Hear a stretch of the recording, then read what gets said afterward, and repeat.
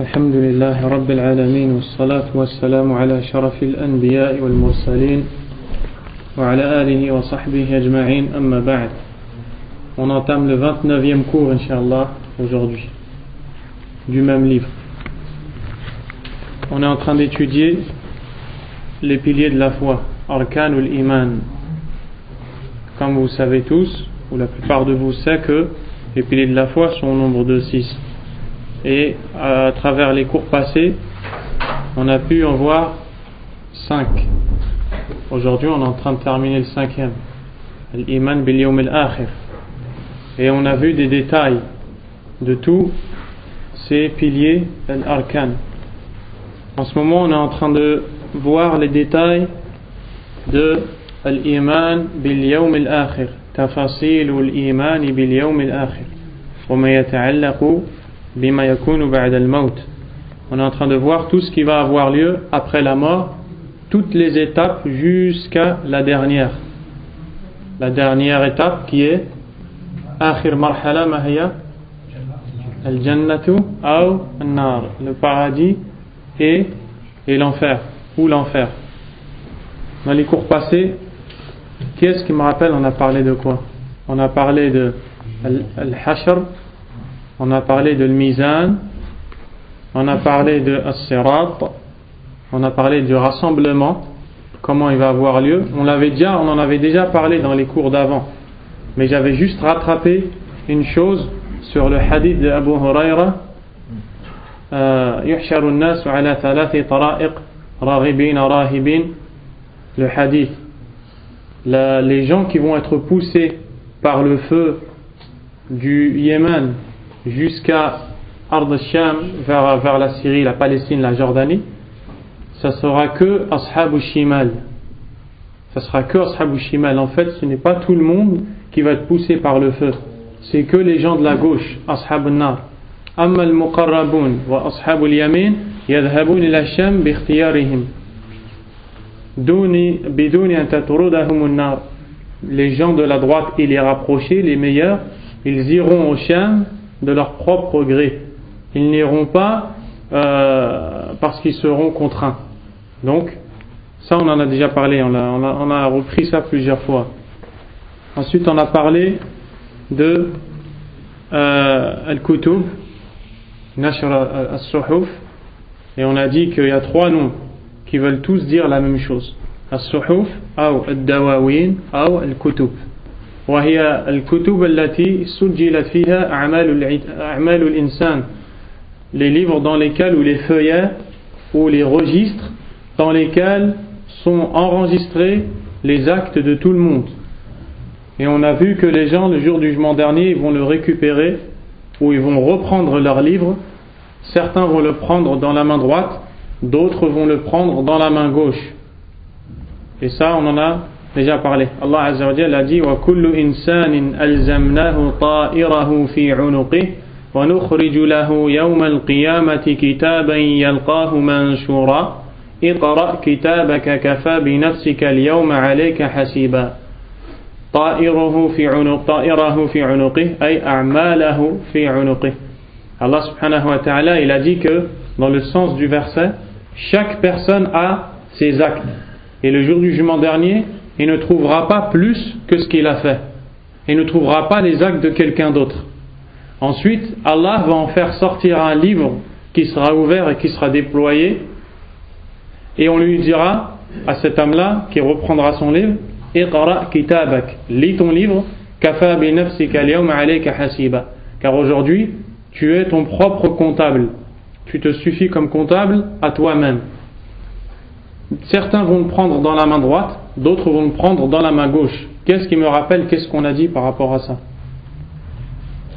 Il y avait une divergence, c'est ça? Par rapport à...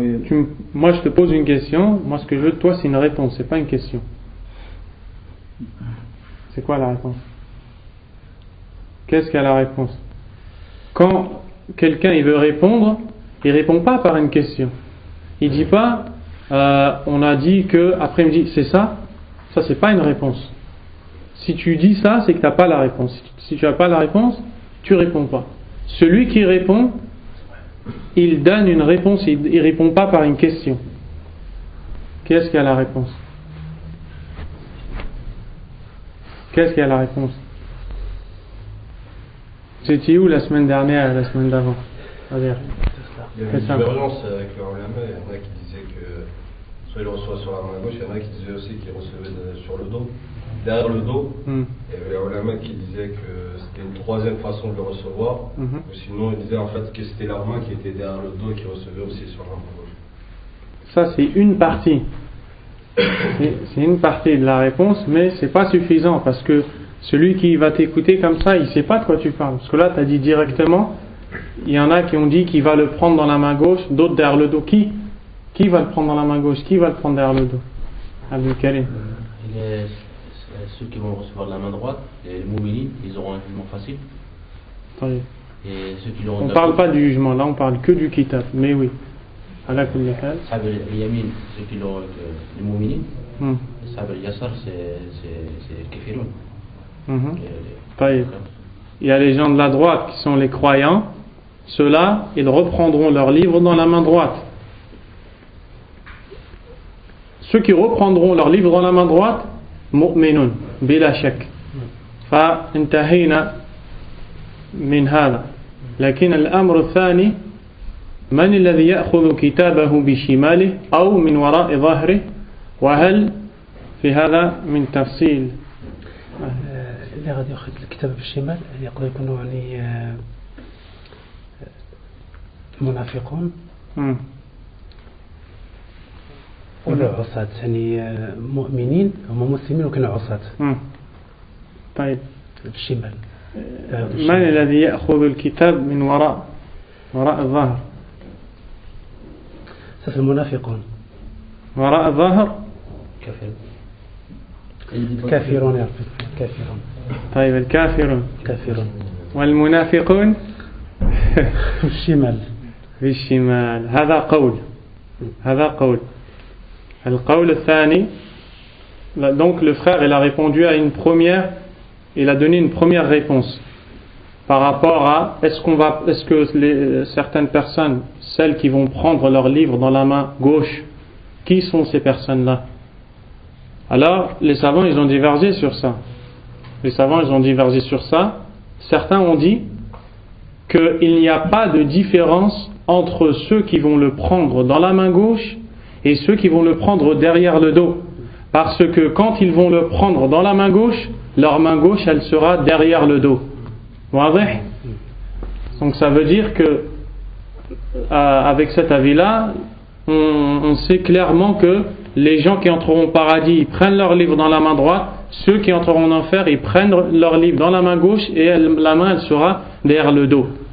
Et il y a une autre parole chez les savants qui disent non. Certains vont le prendre dans la main droite, d'autres dans la main gauche et d'autres derrière le dos. Ceux qui sont derrière le dos, ils sont différents de ceux qui le prennent dans la main gauche. Ceux qui le prennent dans la main droite, ce sont les croyants qui vont entrer au paradis, ça c'est une chose claire, les pieux. Ceux qui vont entrer ou qui vont prendre leur livre dans la main gauche, pour certains parmi les savants, ce sont al-munafiqun, les hypocrites. Et ceux qui vont prendre leur livre derrière le dos, al-kuffar, les mécréants. هل فرق بين المنافقين والكفار في كفرهم يعني في كونهم من أهل النار أو في كونهم من الكفار لا فرق بينهم إنما الفرق في نوع الكفر هؤلاء هم وقعوا في كفر بسبب النفاق وهؤلاء في كفر بسبب آخر. Donc certains ont dit que les hypocrites vont prendre dans la main gauche et les mécréants dans la main droite. Et les hypocrites sont des mécréants. Mais quand on dit les hypocrites, al-munafiqun, ensuite on dit ahlul kitab, les gens du livre, ou bien al-yahoud, ou bien al-nasara, les juifs, les chrétiens, et ensuite on dit les mécréants, ne pensez pas qu'il y a une différence entre ces gens-là dans le fait qu'ils sont mécréants. La différence qu'il y a entre ces gens-là, c'est la manière de mécréance. Eux, ils ont mécru par l'hypocrisie, eux par le judaïsme, ceux-là par le christianisme, mais ils se rejoignent tous dans la mécréance. Allah Azza wa Jalla a dit Innal ladhina fi surat al-Bayyinah, Allah subhanahu wa ta'ala Innal ladhina kafaru min ahli al-kitab wal mushrikin fi nari jahannam, ceux qui ont mécru parmi les gens qui ont reçu le livre et les associateurs. Ils sont tous des gens qui ont mécru, sauf qu'eux ils ont mécru d'une manière et les autres d'une autre. Ala kulli hal, ceux qui prendront leur livre dans la main gauche sont le munafiqoun, et ceux qui le prendront derrière le dos sont al-kuffar, ceux qui ont mécru mais avec autre que l'hypocrisie. Ensuite, ça c'est un avis, et il y a un autre avis qui dit ceux qui prendront dans la main droite sont al-mu'minun as-salihun, les croyants pieux. Ceux qui prendront leur livre dans la main gauche sont al-mu'minun lakinnahum waqa'u fi adh-dhunub wa hum min fussaq al-muslimin ou min usat al-muslimin. Certains disent que ceux qui le prendront dans la main gauche sont les pécheurs parmi les musulmans. Les pécheurs parmi les musulmans. Et ceux qui le prendront dans la main droite sont tous les kuffars. Et parmi eux dans le dos. Ceux qui le prendront derrière le dos sont tous les kuffars. Et parmi eux, les munafiqoun, les yahoud, les nasara, etc. Ala kulli hal, c'est pour savoir qu'il y a une divergence chez les savants. Et certains ils disent que en fait les croyants ils prendront tous leurs livres dans la main droite, même usat al-muslimin, même les pécheurs parmi les musulmans. Pourquoi? Indahum aslul iman, parce qu'ils ont la base de la foi.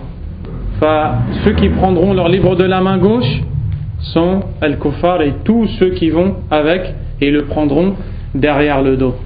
Wallahu a'lam. Donc si vous entendez une fois cette parole et une autre fois cette parole, vous savez maintenant que par la raison pour laquelle vous allez entendre plusieurs paroles, c'est que les savants ils ont divergé sur ça. Ensuite on a vu al-mizan, la balance qui sera établie yawm al-qiyamah. Qui est-ce qui peut me décrire cette balance? Man yasifu li hadha al-mizan kayfa yakun? Comment elle sera cette balance?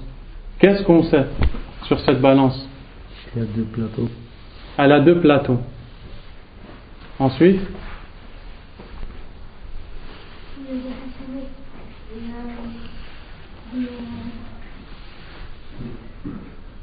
et quoi? Barakallahu fik. Il y aura des hasanat, des bonnes actions, et des sayyi'at et des péchés. Et toi, Inch'Allah, tu n'auras que des hasanat dans cette balance, si tu continues à venir comme ça à la mosquée. Ça y est? Que les actes, ils vont être pesés avec la personne. La personne est... Qu'est-ce qui va être pesé sur la balance? La sana. Les actions. A'mal al-ibad. Le cœur? Non. Jean. Il y aura le livre sera pesé, le registre. Suhuf al-a'mal. Les actions et les gens. Wa an-nas al-amilun.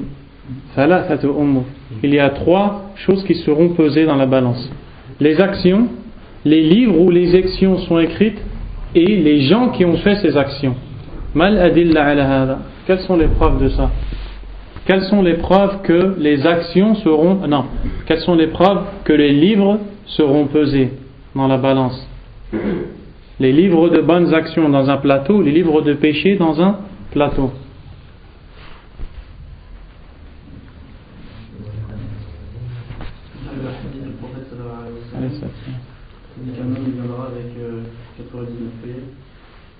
هذا هو الحديث الذي يسميه العلماء حديث البطاقة.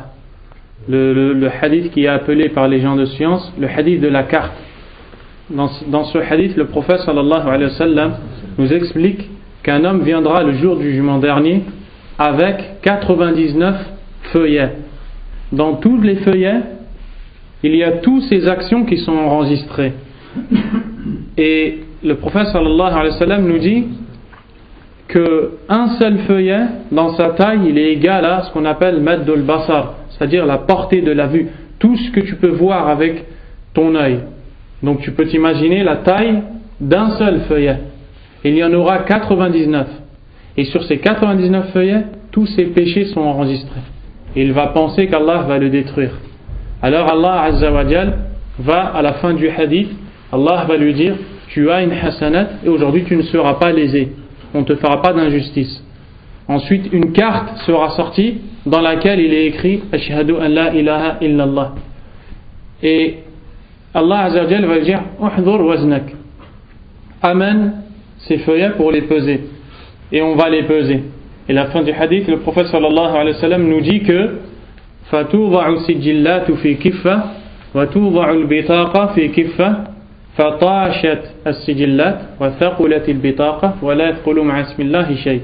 Il dit, les 99 feuillets seront posés sur un plateau et la carte sera posée sur un plateau, c'est-à-dire la parole La ilaha illallah qu'il a dite dans sa vie. لكن بشرط أن يكون قد فهمها وعمل بما دلت عليه. Et avec la condition qui a compris cette parole et a mis en pratique ce qu'elle implique. Car ce n'est pas tous ceux qui disent La ilaha illallah qui auront ce résultat. فالمنافقون يقولون لا إله إلا الله لكن هل عندهم هذه البطاقة يوم القيامة. Les hypocrites disent La ilaha illallah, mais où auront-ils cette carte le jour du dernier? Ils ne l'auront pas. Donc qui est-ce qui aura cette carte-là? Celui qui a dit La ilaha illallah et qui a compris cette parole et qui a mis en pratique ce qu'elle implique. Donc, après que ces feuillets et cette parole vont être pesés, les feuillets ils vont s'envoler et la parole elle va prendre tout le poids. Et qu'est-ce qui va se passer? Allah a dit rien n'est plus lourd que le nom d'Allah subhanahu wa ta'ala. Cet homme-là il va entrer au paradis. Allah azza wa jalla il va le faire entrer au paradis. On comprend de ce hadith que la balance elle a deux plateaux. On comprend qu'elle a deux plateaux, premièrement, et on comprend que sur ces plateaux-là, les feuillets vont être pesés. La deuxième chose, qu'est-ce qu'on a dit? Les gens qui ont fait ces actes. Quelles sont les preuves? On va dire. Il y a le hadith où un obèse il sera pesé, il fera le poids que de l'aile d'une mouche. Il ne fera même pas le poids de l'aile d'une mouche. Le prophète sallallahu alayhi wa sallam a dit يُؤْتَى بِالرَّجُلِ الْعَظِيمِ السَّمِينِ فَلَا يَزِنُ عِنْدَ اللَّهِ جَنَاحَ بَعُوضَةٍ. يعني يوم القيامة في الميزان وهو عظيم في بدنه سمين ما عنده وزن عند الله في الميزان يوم القيامة. Le prophète sallallahu alayhi wa sallam a dit on fera venir un homme imposant et corpulent avec un gros corps le jour du jugement dernier, il ne pèsera même pas l'aile d'un moustique chez Allah. Donc il sera pesé. Et aussi un autre hadith. L'autre hadith. C'est pas grave. Hassana. Il y avait le professeur quand il y avait des jambes maigres. Qui? Le prophète? Non, c'est pas le prophète. Attendez, il va réfléchir, il va trouver. C'est pas le prophète, alayhi salam. Qui est-ce qui s'en rappelle? Abdul Karim? Il y a un sahabi qui, j'ai oublié son nom. Abdullah ibn Mas'ud. Il est monté dans un arbre, je crois, et les autres sahaba, ils ont vu ses jambes, elles étaient fines, ils ont commencé à rigoler sur lui. Et le prophète sallallahu alayhi wa sallam, il a dit apaisons-nous dans la balance. Le prophète sallallahu alayhi wa sallam a vu les compagnons rire des jambes de Abdullah ibn Mas'ud quand il était sur un arbre. Il leur a demandé pourquoi vous rigolez. Ils ont répondu les diqqati saqay, à cause de la minceur de ses jambes. Et le prophète sallallahu alayhi wa sallam a dit que ses jambes seront plus lourdes que la montagne d'Uhud yawm al-qiyamah, dans la balance. Donc il va être pesé. Donc les gens ils vont être pesés. La troisième chose, al-a'mal. Ma dalil ala anna al-a'mal tuzan. Quelle est la preuve que les actes seront pesés maintenant? Et ça je ne l'ai pas dit la semaine dernière.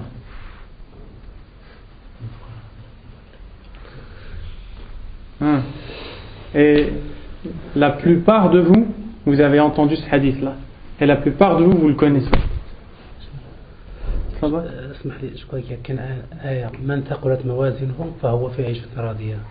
لا ثقلت بماذا؟ ثقلت بالعمل، ثقلت بالكتب، ثقلت لا يبين الله عز وجل في الآية. عمي محمد علي. لا Personne?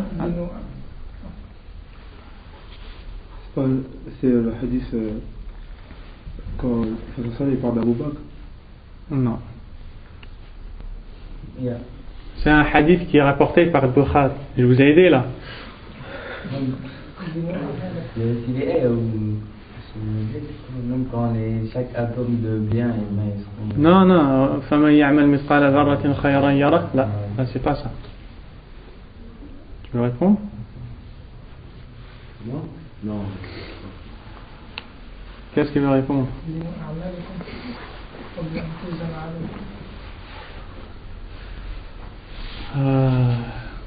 C'était pas ça que je voulais.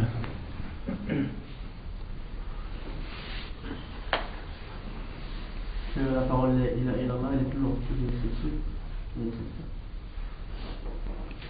En fait, moi je voulais le hadith kalimatan khafifatan ala lisan thaqilatan fil mizan habibatan ila ar-rahman subhanallah wa bihamdihi subhanallah al-azim thaqilatan fil mizan akhir hadith al-Bukhari. Akhir hadith, le dernier hadith qu'a rapporté l'imam al-Bukhari, il a dit 2 mots sont légers sur la langue, aimés d'Allah et lourds dans la balance. إذن يوزن التسبيح والتهليل وهذه من الأعمال. طيب. Ensuite, on a vu, mais ce que le frère Islam il a dit, ça peut rentrer dedans. Ensuite, on a parlé de as-sirat. Qu'est-ce que c'est as-sirat? Hein? Le pont au-dessus de l'enfer. Il est comment ce pont? Il est comment le pont?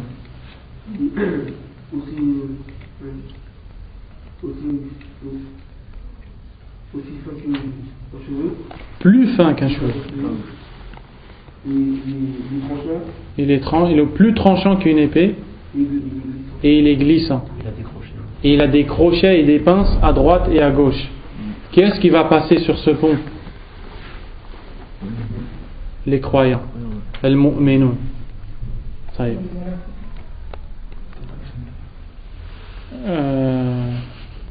Là.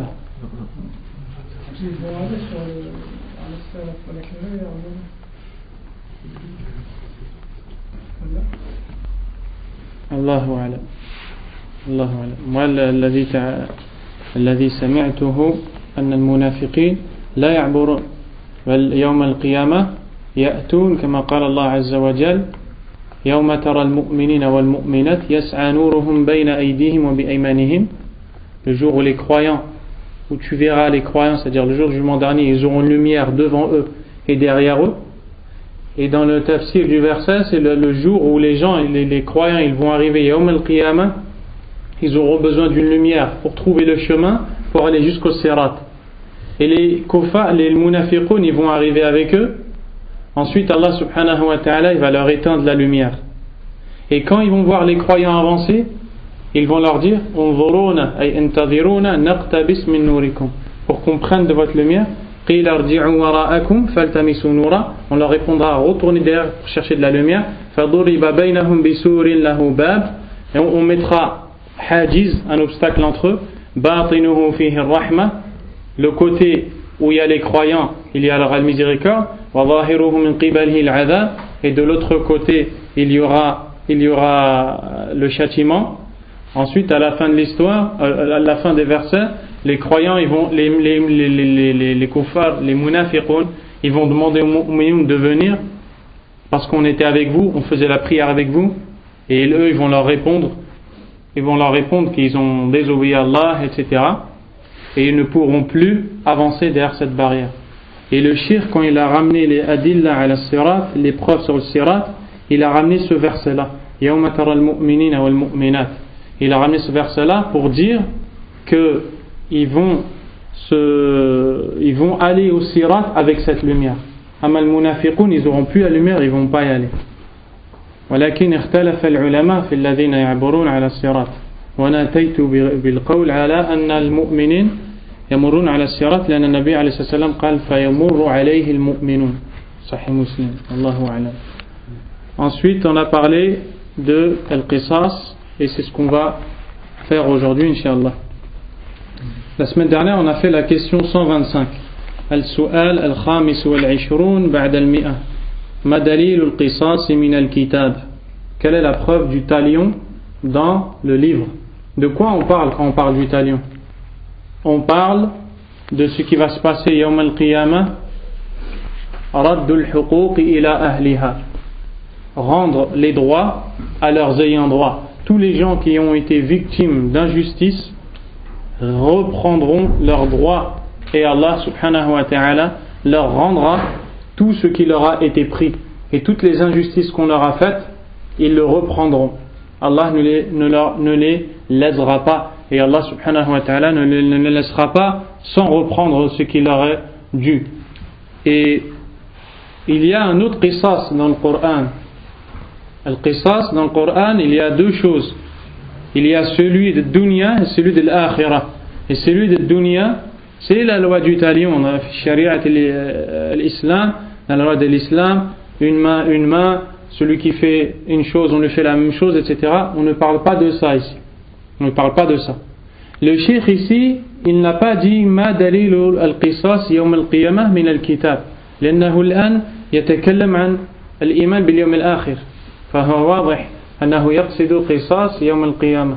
Et le cheikh n'a pas dit quelle est la preuve du talion du jour du jugement dernier.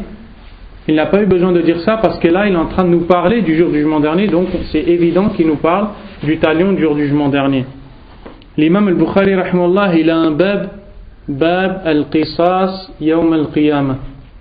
Il a mis chapitre le talion du jour du jugement dernier. Pourquoi il a fait ça dans son chapitre? Parce que comme il y a deux talions, pas que les gens se trompent, il a dit le talion du jour du jugement dernier. Et lui ici il n'a pas eu besoin de le dire parce qu'il parle de la foi au jour dernier. Donc la réponse c'est la parole d'Allah subhanahu wa ta'ala: Inna Allah la yadhlimu mithqala dharra wa in taku hasanatan yudha'ifha wa yu'ti min ladunhu ajran 'azima. Allah ne laisse personne fils du poids d'un atome. S'il a une bonne action, il la double et il donne une énorme récompense. Donc où est la preuve dans ce verset qu'il y aura le qisas yawm al-qiyamah? On a répondu la semaine dernière. Ibrahim, tu nous répètes? Dans la mesure où Allah il laisse aucune injustice sans qu'elle soit réglée, il y aura un talion. Ou plutôt dire Allah ne fera pas d'injustice. Donc si إذا كان الله لا يظلم الناس يوم القيامة مثقال ذرة فلا يمكن أن يترك المسروق ولا يمكن أن يترك المظلوم بدون أن يرد إليه حقه. Si Allah Azza wa Jalla a dit qu'il ne fera d'injustice à personne, donc il ne va pas laisser les gens victimes d'injustice sans leur rendre leurs droits. Sinon ça serait une injustice. Et comme Allah a dit qu'il ne fera d'injustice à personne, ça veut dire que tout le monde, le jour du jugement dernier, va récupérer son droit. Et ensuite il a ramené d'autres versets, mais on en a déjà parlé. Et maintenant la question d'aujourd'hui, As-Su'al As-Sadis wal-Ishrun ba'da al-Mi'a, question 126. Ma dalil al-qisasi wa sifatuhu min as-sunnah. Quelle est la preuve du talion du jour du jugement dernier, qui est le fait de rendre le droit aux ayants droit, et sa description dans la sunna du prophète sallallahu alayhi wa sallam? La réponse est le jawab: fihi ahadithu kathira minha qawluhu sallallahu alayhi wa sallam awwalu ma yuqda bayna an-nasi fi ad-dima'. وهذا الحديث رواه البخاري ومسلم من حديث أبي سعيد الخدري رضي الله عنه. Le prophète sallallahu alayhi wa sallam a dit: la première chose qui sera tranchée entre les gens, ce sont les affaires ayant trait au sang. Les affaires du sang, le sang qui a été coulé, que ce soit des meurtres ou autre chose, ce qui a fait couler le sang. Et ça, c'est la première chose qu'Allah subhanahu wa ta'ala, ou plutôt c'est la première chose dans laquelle Allah subhanahu wa ta'ala va juger entre les droits des gens. Entre les droits des gens. Donc ça prouve qu'Allah subhanahu wa ta'ala va regarder les droits de chacun dans les affaires qui sont relatives au sang qui a coulé. وقوله صلى الله عليه وعلى آله وسلم من كانت عنده مظلمة لأخيه فليتحلل منه اليوم فإنه ليس ثم دينار ولا درهم من قبل أن يؤخذ لأخيه من حسناته فإن لم يكن له حسنات أخذ من سيئات أخيه فطرحت عليه نسأل الله العافية. Le deuxième hadith, le prophète sallallahu alayhi wa sallam a dit: quiconque commet une injustice envers son frère, qu'il s'en libère auprès de lui aujourd'hui, qu'il répare sa faute avec le frère avec qui il a été injuste. Car là-bas, le jour du jugement dernier, il n'y aura ni dirham ni dinar avant qu'on ne prenne de ses bonnes œuvres pour les donner à son frère. Et s'il n'a pas plus de bonnes œuvres, on prendra des péchés de son frère pour les jeter sur lui. Donc ça prouve que Allah subhanahu wa ta'ala, Yawm al-Qiyamah, le jour du jugement dernier, il va rendre à tout le monde son injustice. Tous les gens qui ont été victimes d'injustice, Allah il va leur rendre leurs droits. Donc celui qui a fait du tort à quelqu'un, s'il ne lui a pas rendu son tort et s'il ne s'est pas corrigé avec lui, le jour du jugement dernier, Allah subhanahu wa ta'ala va prendre des hasanat de cette personne-là et les donner à la victime. S'il n'a plus de hasanat, il va prendre les péchés de la victime et les mettre dans le dos de l'injuste. نسأل الله العافية كالله نبخزر. وقوله صلى الله عليه وسلم يخلص المؤمنون من النار فيحبسون على قنطرة بين الجنة والنار فيقص لبعضهم من بعض مظالم كانت بينهم في الدنيا حتى إذا هذبوا ونقوا أذن لهم في دخول الجنة.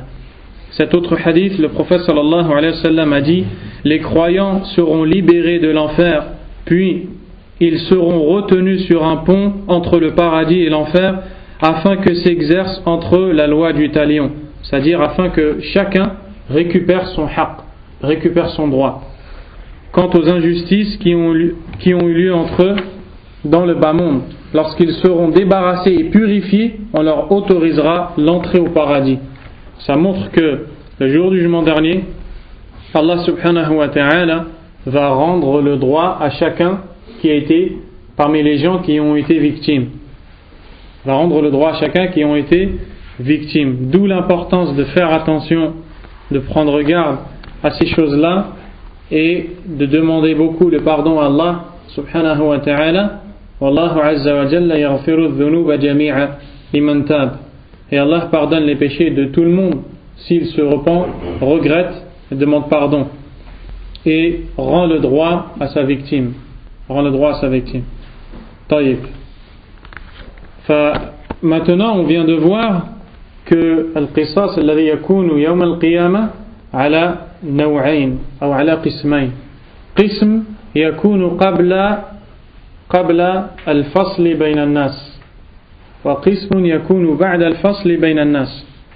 On vient de voir maintenant que le talion qui aura lieu le jour de la résurrection se divise en deux. Le général, l'am, qui aura lieu entre tout le monde, et celui-là il arrivera avant le jugement, avant que les gens soient jugés. Le deuxième, c'est celui qui arrivera après que les gens soient jugés, et celui-là il est particulier. Et la différence entre les deux, on va citer 6 différences. 6 différences. La première, la première, c'est-à-dire le premier talion qui aura lieu le jour du jugement dernier, il peut être suivi par l'entrée en enfer. Mais le deuxième, là, لأن الثاني القصاص الثاني هو القصاص بين المؤمنين الذين يدخلون الجنة. Il n'y arrivera pas après ce qu'on appelle l'entrée en enfer, après le deuxième. Après le premier, des gens pourront entrer en enfer, mais après le deuxième, non. Parce que le deuxième, il sera que pour les croyants juste avant qu'ils entrent au paradis. La deuxième différence, al-awwal qabla as-sirat wa ath-thani ba'da. Le premier aura lieu avant le pont, avant de marcher sur le pont. Et le deuxième aura lieu derrière le pont ou de l'autre côté du pont. Le troisième, c'est d'abord, quand on parle du premier, on parle de celui qui aura lieu avec tout le monde, même avec les animaux. Le prophète sallallahu alayhi wa sallam, il a dit: La tu'adduna al-huquqa ila ahliha حتى لا يقاد للشاة الجلحاء من الشاة القرناء.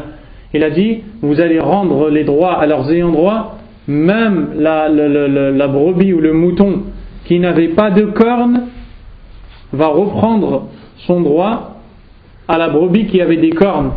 C'est-à-dire la brebis qui avait des cornes et qui lui a mis un coup de corne, elle ne pouvait pas se défendre. Certains savants ont dit Yawm al-Qiyamah, Allah Azza wa Jalla yaj'al laha qarnan. Il va lui donner une corne pour lui rendre ce coup-là. Donc ça c'est al-qisas al-am. La troisième différence, al-awwalu lil-khalqi jami'an wa ath-thani lil-mu'minin khassa. Donc le premier sera entre tout le monde, comme on vient de le dire, et le deuxième que pour les croyants. Que pour les croyants avant qu'ils entrent au paradis.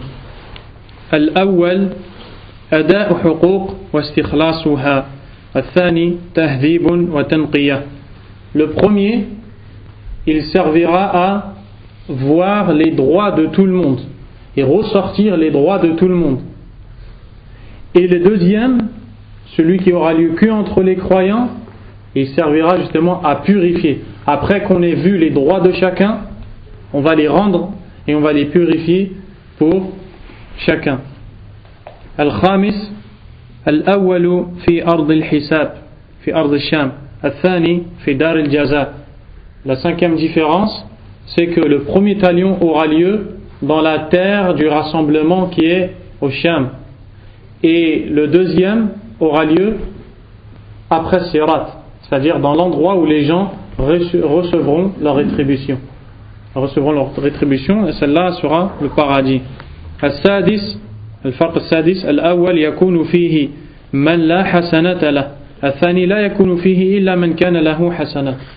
La sixième différence, c'est que le premier talion, il se peut que des gens soient dans le premier et qu'il n'ait pas de hasanat, les kuffar, etc. Mais le deuxième, il n'aura lieu que pour les gens qui ont des hasanat parce qu'il sera que pour les croyants.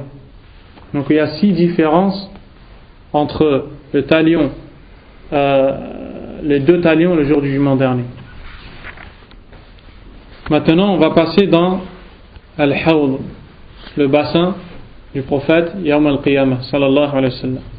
السؤال السابع والعشرون بعد المئة ما دليل الحوض من الكتاب. Quelle est, donc la question 127, quelle est la preuve du bassin?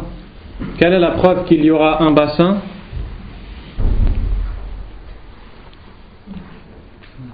Le jour du jugement dernier dans le Coran.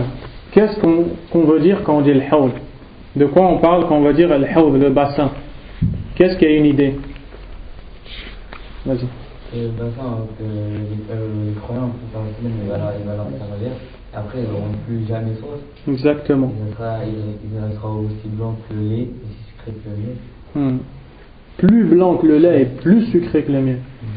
C'est un bassin dans lequel tous les croyants, et en fait pas tous, on va le voir, les croyants pieux, ils vont venir pour boire de la main du prophète sallallahu alayhi wa sallam.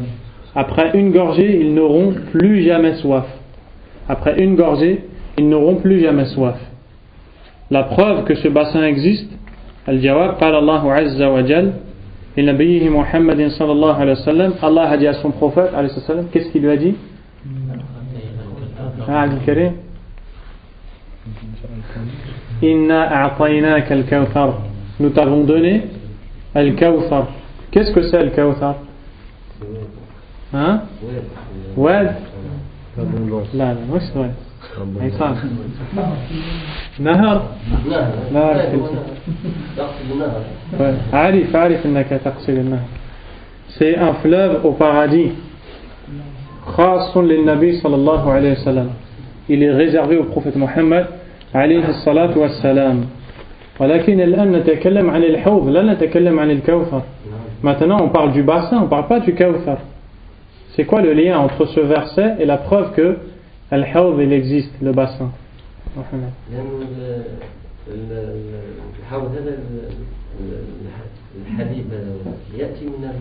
هذا هو الماء الذي يكون في الحوض مستمد من الكوثر، ينزل من الكوثر ila al-hawd.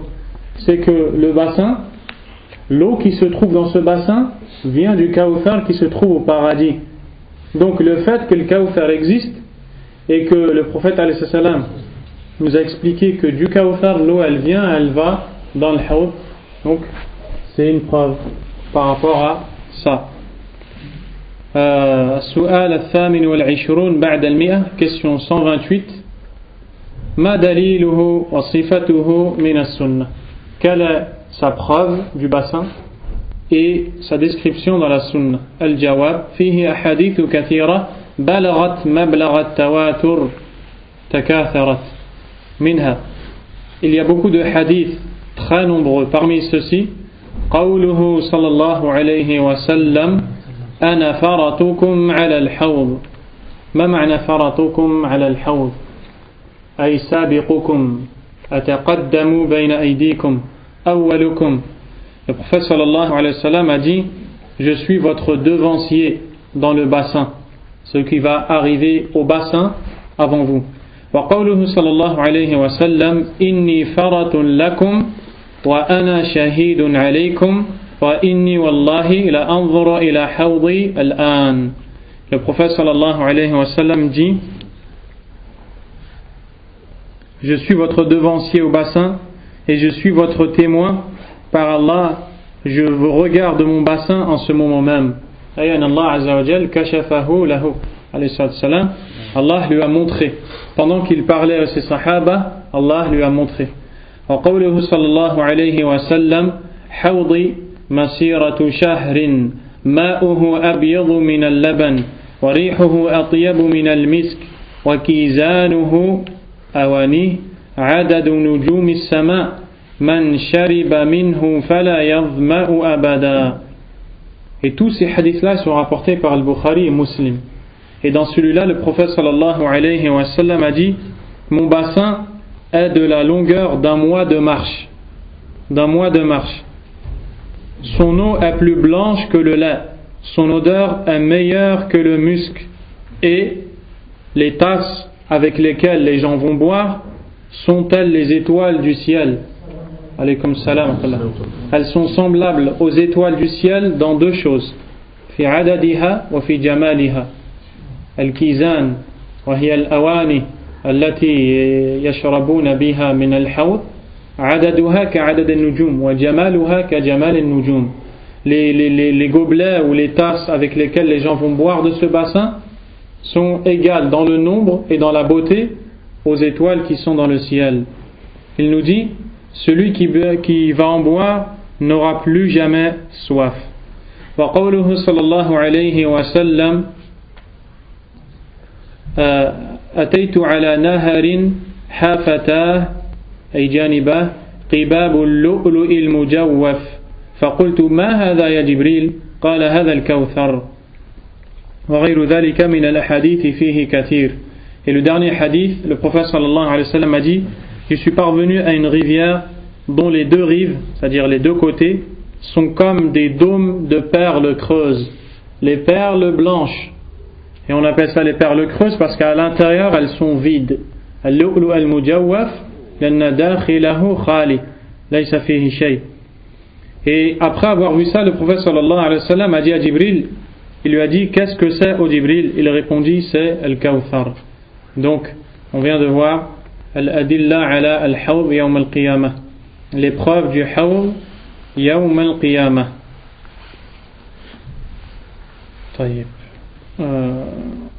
La question 129. Maintenant on passe à une autre chose. السؤال التاسع والعشرون بعد المئة 129. ما دليل الإيمان بالجنة والنار. Quelle est la preuve quant à la foi au paradis et à l'enfer?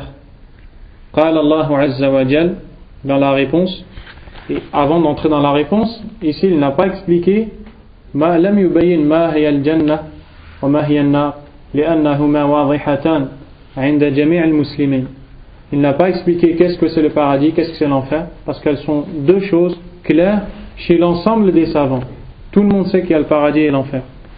Al-Jawab, la réponse, قال الله تعالى, Allah a dit: فاتقوا النار التي وقودها الناس والحجارة أعدت للكافرين. Alors prémunissez-vous contre l'enfer qui a pour combustible les hommes et les pierres. Cet enfer a été préparé aux mécréants. Et ensuite Allah a dit وبشر الذين آمنوا وعملوا الصالحات أن لهم جنات تجري من تحتها الأنهار الآية وغيرها مما لا يحصى. Et dans l'autre verset Allah dit et annonce la bonne nouvelle à ceux qui ont cru et fait de bonnes actions qu'ils auront des jardins sous lesquels coulent des ruisseaux. Donc ici on nous parle de l'enfer et ensuite on nous parle du paradis. وفي الصحيح من دعاء النبي صلى الله عليه وسلم في صلاة الليل ولك الحمد أنت الحق ووعدك الحق ولقاؤك حق وقولك حق والجنة حق والنار حق والنبيون حق ومحمد صلى الله عليه وسلم حق والساعة حق. Ce hadith-là, il est rapporté par aussi le Bukhari ou Muslim. Où le Bukhari, dans la prière de nuit, le prophète sallallahu alayhi wa sallam disait ou avait pour habitude de dire et à toi la louange, tu es la vérité, ta promesse est vérité, ta rencontre est vérité, ta parole est vérité, le paradis est vérité, l'enfer est vérité, les prophètes sont vérité, Mohammed est vérité et l'heure est une vérité. Donc on voit ici que le prophète alayhi salam nous parle du Jannah et de Nar.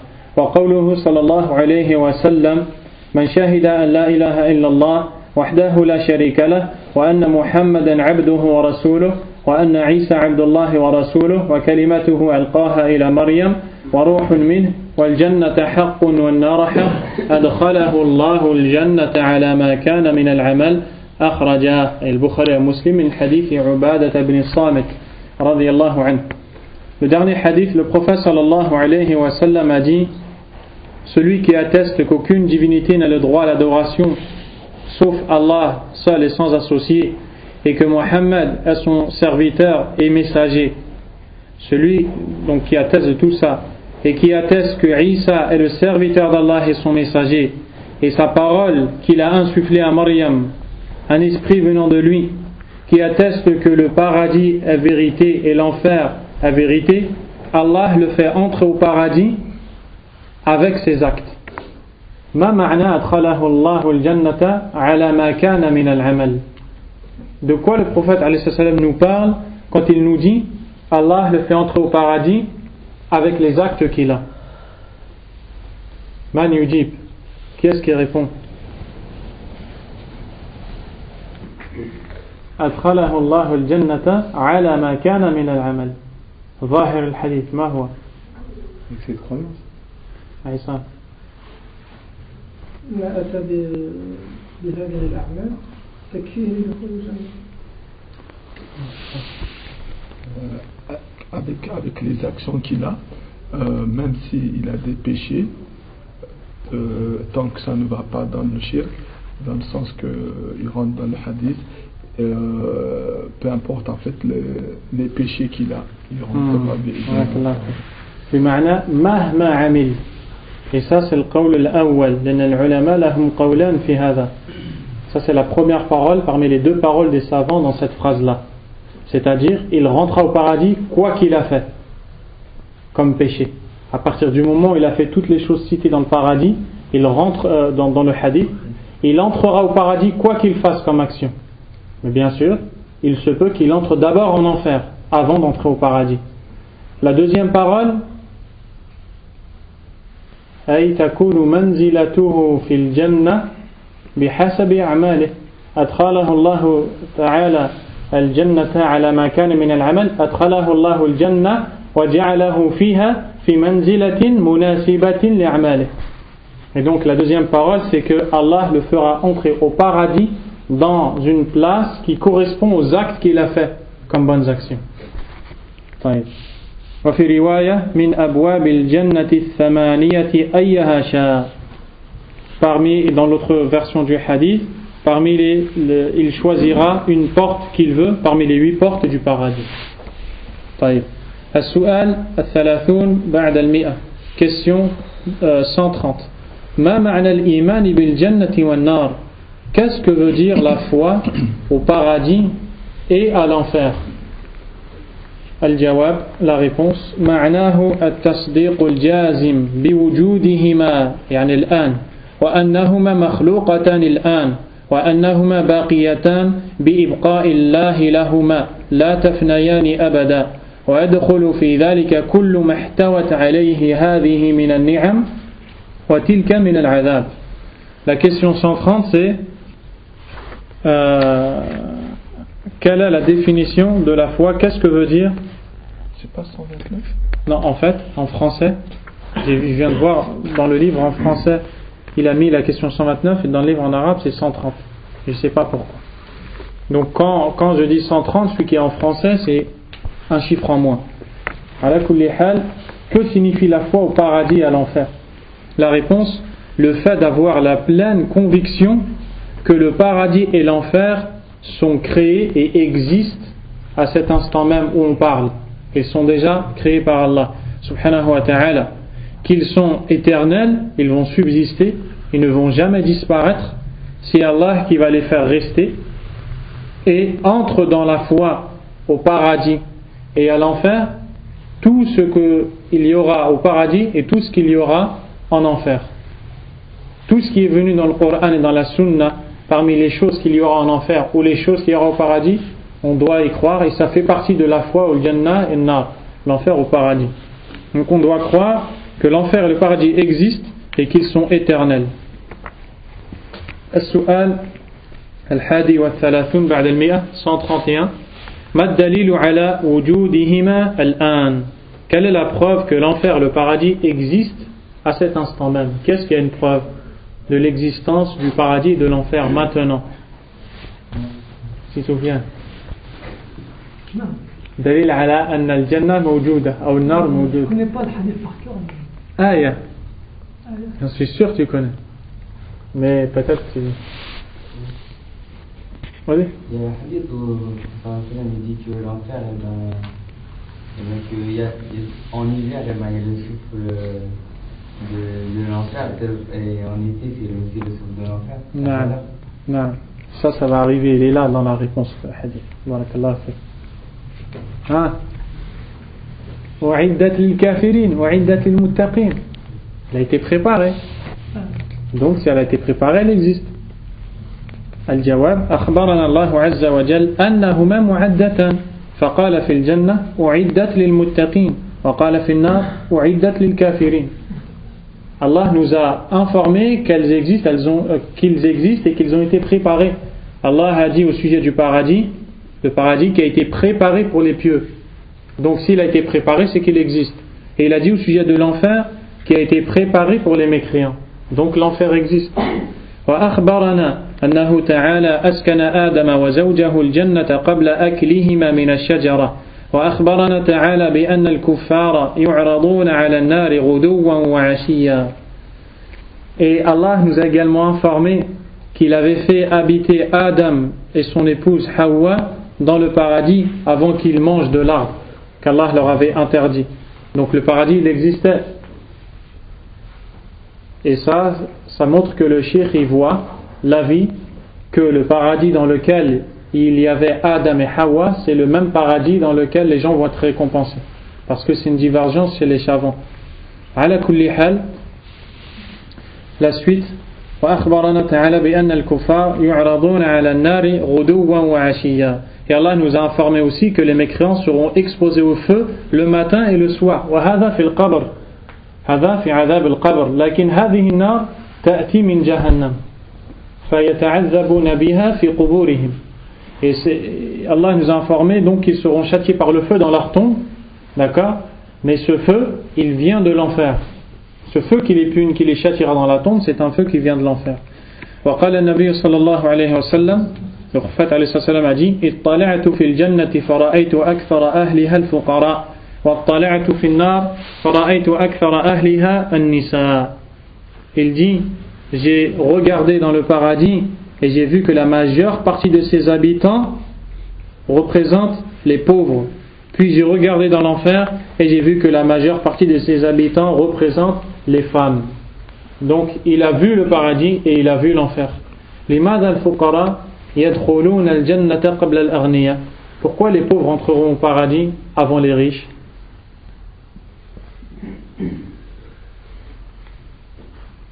Parce que les riches ils vont se faire chaque centime qu'ils ont dépensé. Exactement. Parce que les riches ils vont se faire juger sur tout leur argent. Donc ça va leur prendre plus de temps. Il se peut que le riche il entre après le pauvre, mais il entre plus haut que le pauvre. Si إذا كان غنيا شاكرا ينفق في سبيل الله يدخل بعد الفقير إذا كان الفقير له حسنات أقل منه ولكن هو يكون فوقه في الدرجة بحسب الأعمال. Donc il se peut que le riche entre après le pauvre, et le fait qu'il entre après le pauvre ne veut pas dire qu'il va être en dessous de lui. Il se peut qu'il soit au-dessus de lui s'il a fait plus d'actions que le pauvre, mais il va prendre plus de temps à rentrer au paradis parce qu'il devra rendre des comptes sur tout son argent. وتقدم في فتنة وعذاب القبر إذا مات أحدكم يعرض عليه مقعده الحديث. Et également, on a vu dans les chapitres précédents que le prophète sallallahu alayhi wa sallam a dit, lorsque l'un d'entre vous meurt, on lui montre sa place, c'est-à-dire la place dans laquelle il va aller, que ce soit le paradis ou l'enfer. وقال صلى الله عليه وسلم أبردوا بالصلاة فإن شدة الحر من فيح جهنم. Le prophète sallallahu alayhi wa sallam il a dit, faites la salat, c'est-à-dire quand il fait chaud, quand il fait très chaud, on a la permission de reculer un peu la salat al-dhuhr, de la faire un peu plus tard. Pourquoi? Pour que le temps il soit un peu plus frais. Donc le prophète alayhi wa sallam a dit, rafraîchissez par la prière, c'est-à-dire rafraîchissez en faisant la prière un peu plus tard. Reculez la prière de son temps un petit peu, dans son temps reculez-la, car la chaleur est un souffle de l'enfer.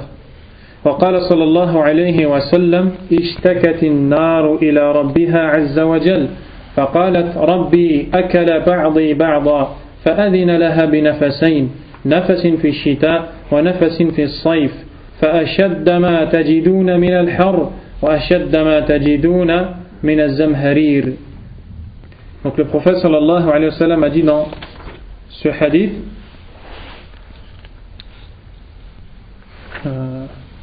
l'enfer s'est plaint auprès de son Seigneur en disant, mon Seigneur, une partie de moi en a consommé l'autre.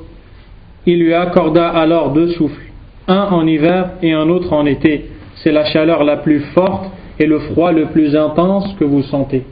La chaleur la plus forte qu'on sent et le froid le plus fort qu'on sent sont deux souffles de l'enfer. Parce que l'enfer a souffert en lui-même. Et il a demandé à Allah subhanahu wa ta'ala de lui accorder ces deux souffles. Et Allah tabaraka wa ta'ala lui a accordé. On demande à Allah qui nous protège de l'enfer. وقال صلى الله عليه وسلم الحمى من فيح جهنم فأبردوها بالماء. Il dit, c'est-à-dire le prophète sallallahu alayhi wa sallam, la fièvre est un souffle de l'enfer, rafraîchissez-la par de l'eau. وقال صلى الله عليه وسلم لما خلق الله الجنة والنار أرسل جبريل إلى الجنة فقال اذهب فانظر إليها الحديث.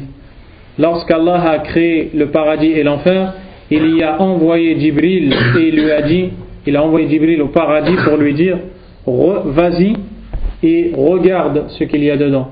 Donc tout ça, tout ce qu'on vient de lire, c'est un ensemble de preuves qui nous montrent que l'enfer et le paradis existent. وقد عرضت عليه صلى الله عليه وسلم في مقامه يوم كسفت الشمس وعرضت عليه ليلة الإسراء وفي ذلك من الأحاديث الصحيحة ما لا يحصى. Également, le prophète sallallahu alayhi wa sallam a pu voir l'enfer et le paradis dans un jour où il y avait l'éclipse du soleil. Et il a également pu voir le paradis et l'enfer lorsqu'il a fait le voyage nocturne. Et tous ces hadiths-là sont rapportés par Al-Bukhari et Muslim. السؤال الثاني والثلاثون بعد المئة. Question 132. ما الدليل على بقائهما لا تفنيان أبدا. Quelle est la preuve que l'enfer et le paradis sont éternels et qu'ils subsisteront sans jamais disparaître. Car l'enfer et le paradis ne disparaîtront jamais. Il y a beaucoup de preuves de ça, sur ça dans le Coran. Al-Jawab, قال الله تعالى في الجنة خالدين فيها أبدا ذلك الفوز العظيم.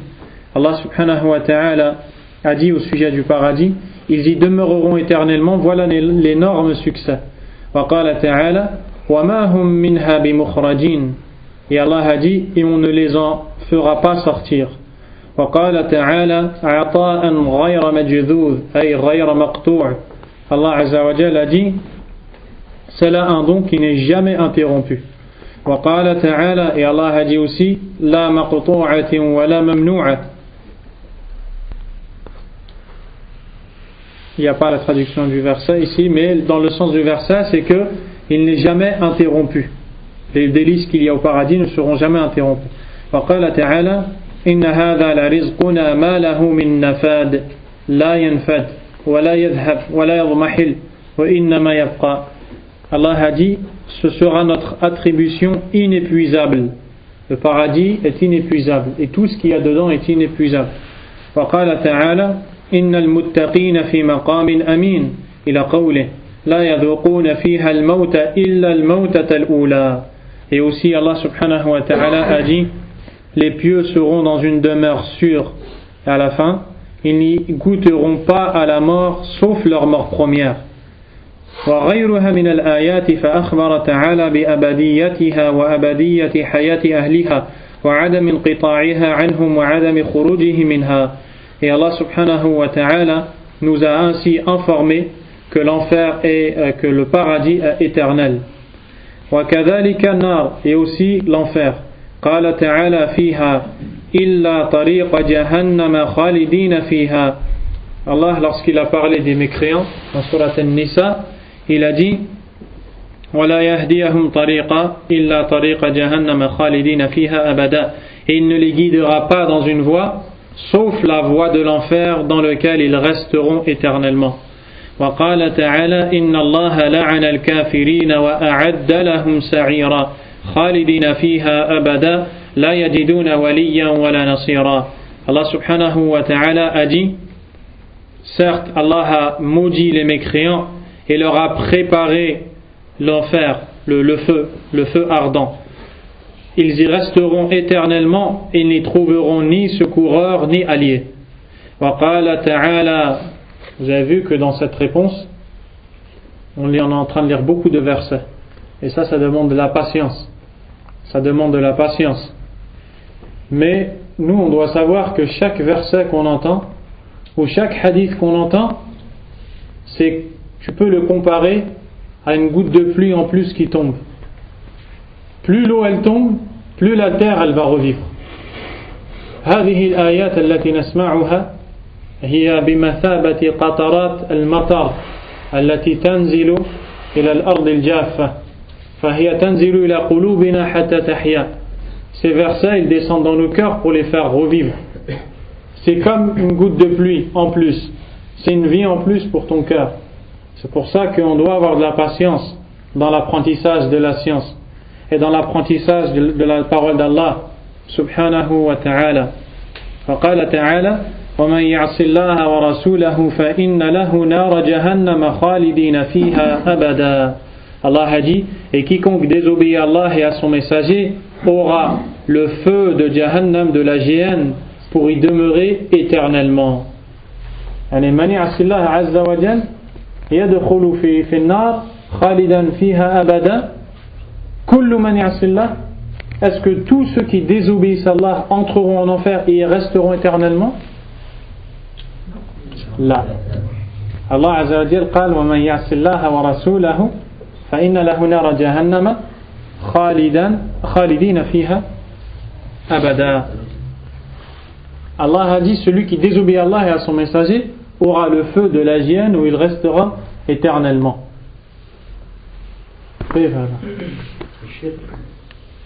Hein?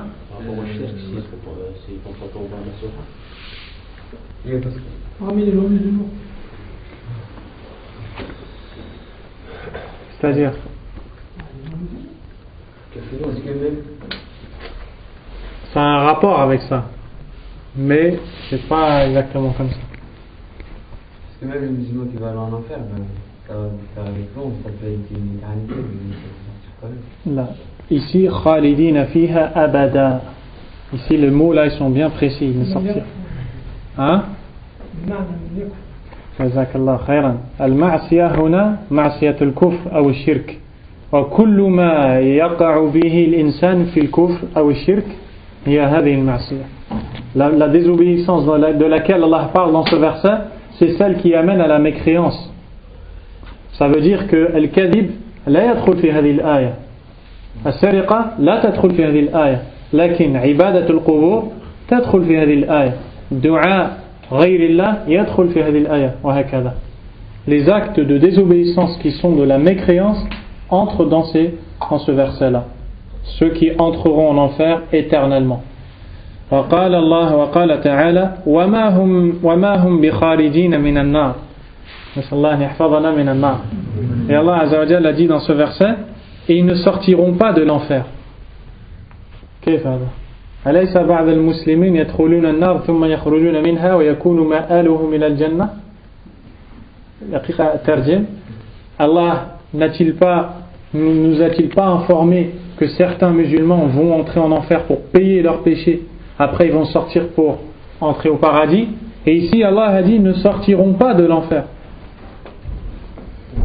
Et ceux qui iront après ce qu'ils ont reçu comme ça, c'est pas ça, c'est salade. Hein? Mais c'est proche ce qu'il a dit Ami Mohamed Ali, mais c'est pas ça. Hein, Sofiane? Ça concerne que les non-musulmans. Tout simplement. Ça concerne que les musulmans ici. Mais les musulmans qui entreront en enfer, eux, ils en sortiront. Et si on disait que ce verset concerne les musulmans, alors on aurait dit ce qu'il a dit. Mohamed Ali, Ami Mohamed Ali. On aurait dit ce qu'il a dit. On aura dit que si ce verset concerne les musulmans, ils ne sortiront pas de l'enfer, c'est-à-dire ils ne sortiront pas de l'enfer tant qu'ils n'ont pas payé leur faute. Mais après ils sortiront. Mais ce verset ici il parle des gens qui resteront. فقال تعالى هذا في عذاب النار لا يفتر عنهم وهم فيه مبلسون أي لا يخفف عنهم وهم فيه آيسون قانطون من رحمة الله. Allah a dit dans ce verset dans le châtiment de l'enfer qui ne sera jamais interrompu pour eux et où ils seront en désespoir. Donc on voit qu'il ne sera jamais interrompu, ils désespéreront d'Allah subhanahu wa ta'ala. وهذه الكلمة مبلسون إبلاس. هذه الكلمة إبلاس, ça vient de al-ya's min rahmatillah, le désespoir de la miséricorde d'Allah subhanahu wa ta'ala. ومن ذلك سجن في جهنم يسمى بولس. Et il y a une prison en enfer qui s'appelle Boulas. ومن ذلك إبليس. Et aussi sort de la même chose Iblis, parce qu'il a désespéré totalement de la miséricorde d'Allah subhanahu wa ta'ala. Alaykum salam. وقال تعالى لا يقضى عليهم فيموتوا ولا يخفف عنهم من عذابها كذلك نجزي كل كفور. Allah a dit je vais lire le verset, pas dire des bêtises. On ne les achèvera pas de sorte qu'ils meurent, et on ne leur allégera rien de ces tourments. Donc, Allah ne va pas achever les gens de l'enfer, ils ne vont donc pas mourir, et en même temps, les châtiments ne seront pas diminués. وقال تعالى إنه من يأتي ربه مجرما فإن له جهنم لا يموت فيها ولا يحيا. Et Allah subhanahu wa ta'ala a dit quiconque vient en criminel à son Seigneur aura certes l'enfer où il ne meurt ni ne vit. Il ne va ni mourir et ni vivre en enfer. Al-mujrim huna al-kafir. Et le criminel dont on parle ici, c'est le mécréant. طيب. كيف قال لا يموت فيها ولا يحيا. كيف لا يحيون. Comment ici Allah dit qu'ils ne vont pas mourir et ils ne vont pas vivre. Ni mourir ni vivre. Le père ou le fils? Le fils, yallah. Ils vont pas mourir parce que déjà, il a dit qu'ils vont jamais mourir. Et ils vont pas vivre parce que de vivre dans l'enfer, c'est pas une vie. Le père, il a dit c'est ça. Donc on est d'accord avec le père. Inch'Allah. Tel père, tel fils. Allah wa barik. Allah an yaj'alakuma min as-salihin. Donc la réponse c'est que ils ne vont pas être achevés, donc ils ne vont pas mourir. Et ils ne vont pas vivre dans le sens où ils ne vont pas vivre une vie paisible, une vie agréable, une vie où ils vont profiter. Ils ne vont vivre que de la souffrance. Donc ce n'est pas une vie ça. Ce n'est pas une vie. وغير ذلك من الآيات فأخبرنا الله تعالى في هذه الآيات وأمثالها أن أهل النار الذين هم أهلها خلقت لهم وخلقوا لها أنهم خالدون فيها أبدا فنفى تعالى خروجهم منها بقوله وما هم بخارجين منها ونفى انقطاعها عنهم بقوله لا يفتر عنهم ونفى فناءهم عليكم السلام ونفى فناءهم فيها بقوله لا يموت فيها ولا يحيا. Ensuite il nous dit qu'il y a bien d'autres versets encore dans lesquels Allah subhanahu wa ta'ala nous a donné l'information que les gens de l'enfer et du paradis chacun a été créé pour sa destination. Les gens de l'enfer ont été créés pour l'enfer, les gens du paradis ont été créés pour le paradis. Le paradis a été créé pour ses habitants, l'enfer a été créé pour ses habitants. Allah subhanahu wa ta'ala nous a informé qu'ils y demeureront éternellement et il a nié le fait qu'ils puissent en sortir. Allah a dit وَمَا هُمْ بِخَارِجِينَ مِنْهَا, ils n'en sortiront pas de l'enfer. Et il a également nié le fait que leur châtiment s'arrêtera et sera interrompu. Il a dit لَا يُفَتَّرُ عَنْهُمْ, il ne sera pas interrompu. Et il a également nié le fait qu'ils seront réduits ou qu'ils seront anéantis. Ils ne seront pas anéantis. Allah a dit لَا يَمُوتُ فِيهَا وَلَا يَحْيَا, ils n'y mourront pas et ils ne seront pas là, ils ne vivront pas. وقال النبي صلى الله عليه وسلم أما أهل النار الذين هم أهلها فإنهم لا يموتون فيها ولا يحيون. رواه البخاري ومسلم. Le prophète sallallahu alayhi wa sallam a dit également, quant aux gens de l'enfer, ceux qui sont ses habitants, ils y resteront et ils ne vont ni mourir ni vivre.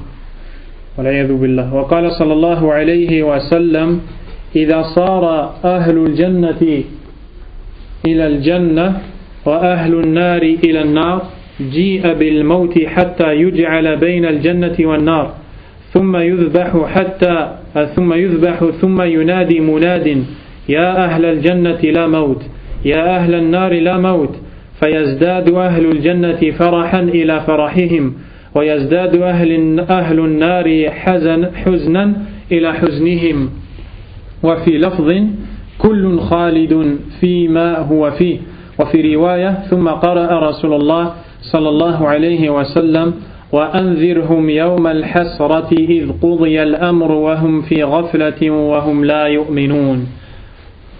Et le prophète sallallahu alayhi wa sallam a dit dans le hadith qui est rapporté également chez le Bukhari ou Muslim, il dit dans ce hadith, lorsque les gens du paradis iront au paradis et ceux de l'enfer en enfer, la mort sera amenée jusqu'à ce qu'elle soit entre le paradis et l'enfer, puis elle sera égorgée. Un appeleur appellera donc et dira: ô gens du paradis, il n'y a plus de mort. Aux gens de l'enfer, il n'y a plus de mort. Ainsi, les gens du paradis connaîtront plus de joie qu'ils n'en avaient déjà, et les gens de l'enfer connaîtront plus de tristesse qu'ils n'en avaient déjà. Et aussi le prophète sallallahu alayhi wa sallam a dit: chacun parmi les habitants du paradis ou de l'enfer restera dans sa demeure éternellement. Puis il a récité la parole d'Allah subhanahu wa ta'ala dans laquelle Allah a dit: et fais-leur l'avertissement, dans lequel Allah azza wa jalla a dit: et avertis-les du jour du regret, quand tout sera réglé, alors qu'ils sont dans ce monde inattentif et qu'ils ne croient pas. Donc ici on vient de voir les preuves claires du Coran et de la Sunna que l'enfer et le paradis sont éternels et qu'ils ne seront jamais, ils ne disparaîtront jamais. وهي في الصحيح وفي ذلك أحاديث غير ما ذكرنا. Tous ces hadiths sont authentiques, soit par le Bukhari ou Muslim, ou par même les deux. Et il y a bien plus de hadiths encore dans ce sujet.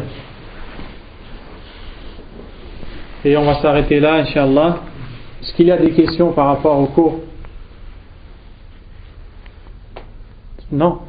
Ça sera là, le frère a posé la question par rapport à al-qisas alladhi yakunu yawm al-qiyamah radd al-huquq ila ahliha.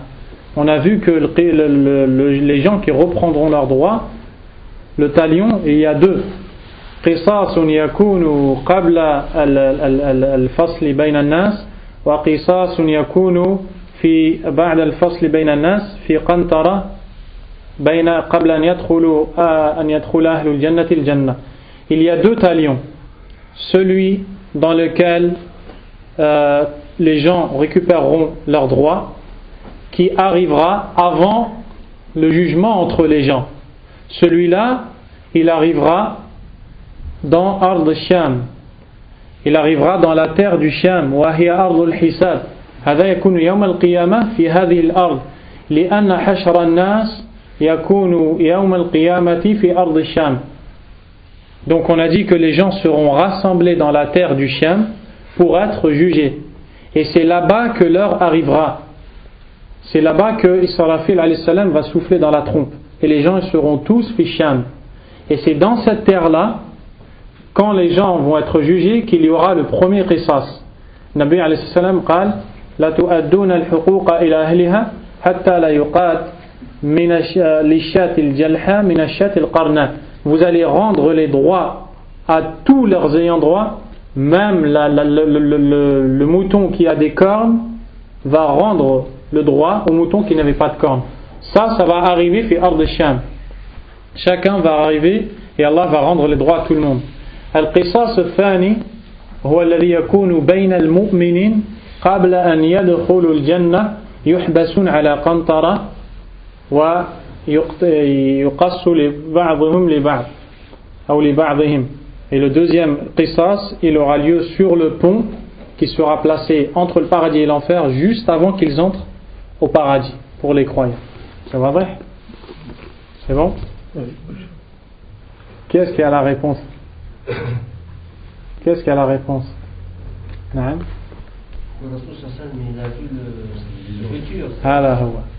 Le Nabi alayhi salam, quand il a vu les gens en enfer et les gens au paradis, c'est-à-dire il a vu ce qu'il va se passer. Ça ne veut pas dire que maintenant ils y sont. Il a vu ce qu'Allah va faire Yawm al-Qiyamah. Ouais, c'est bon? Il l'a dit. En fait, c'est par rapport au deuxième taillon, le deuxième. C'est juste entre croyants, c'est-à-dire c'est les croyants qui ont fait de la justice entre eux. Exactement. Ah, ils ne vont pas le réparer dans le premier. Et ben c'est ça qu'on vient de dire. Le deuxième talion, c'est celui qui aura lieu que entre les croyants avant qu'ils entrent au paradis. Dans le premier, Allah subhanahu wa ta'ala va déterminer les droits de tout le monde. يستخلص حقوق الناس فيما بينهم هذا للمؤمنين. Il va déterminer les droits de tout le monde.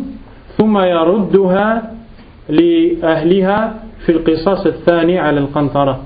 Donc dans le premier, Allah il va déterminer les droits à chacun, et dans le deuxième, il va les rendre aux croyants. C'est clair là ou pas? Non, c'est pas clair. Donc je vais te répéter. Hein? Ouais, toi, c'est après Sirat. Ouais, le deuxième qisas, yakunu ba'da sirat. Deuxième sirat. Ça veut dire que les croyants entre eux, ils ne vont pas se prendre des hasanat s'ils ont fait la justice. Quoi? Ils vont, par exemple, s'ils ont fait de la justice entre eux, ils vont pas se prendre. Là, tu vas pas prendre des hasanat de l'autre croyant. Si chacun, le prophète alayhi salam, il a parlé du mouflis de sa communauté. Il a dit celui qui a fait faillite de sa communauté, donc il a dit qu'il est de sa communauté, c'est un musulman, il va venir avec salat, saum, hajj, et pourtant les autres croyants ils vont lui prendre ses hasanat. Après il va rentrer finnar, et après il va en sortir s'il n'a pas fait de shirk. Il y aura deux qisas, il y aura deux talions. Dans le premier, les gens ils vont récupérer leurs droits, et il y a un deuxième où aussi ils vont récupérer leurs droits, plus particulier pour les croyants. Après, quel droit va être récupéré dans le premier et quel droit va être récupéré dans le deuxième? Allahu a'lam. والله أعلم وصلى الله وسلم وبارك على نبينا محمد وعلى آله وأصحابه أجمعين. سبحانك اللهم وبحمدك أشهد أن لا إله إلا أنت أستغفرك وأتوب إليك.